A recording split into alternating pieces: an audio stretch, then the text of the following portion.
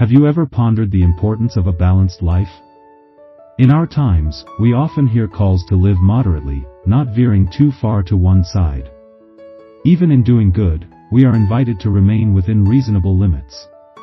Let's reflect together. Eating is good, but overeating can turn into something not so good. Similarly, giving charity is a noble act, but if we give away so much that we neglect our own needs, that too can become unwise. In the Quran, there's a wise word, walaa tusrifuu, which means, do not be excessive.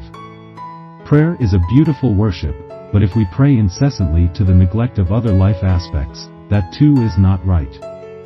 There's a story about the Prophet Muhammad who one day received guests while he was not at home. The guests were told by the Prophet's wife about how seriously he took his religious duties. Hearing this, the guests thought they should worship even harder. However, when the Prophet returned and heard this, he said that even though he feared and revered Allah, he also lived a balanced life. He fasted and broke his fast, prayed at night but also slept, and he was married. The Prophet concluded with a powerful message: whoever dislikes my tradition is not one of my followers. This teaches us that even in religion, we must maintain balance. We must remember, excessive goodness can coexist with badness.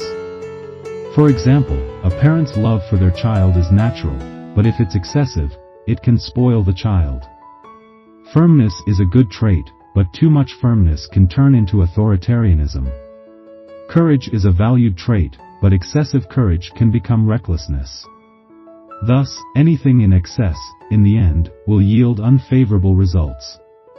This principle, in my opinion, reflects the concept of yin and yang, where everything should proceed naturally and appropriately. Let's live our lives with a principle of balance and wisdom.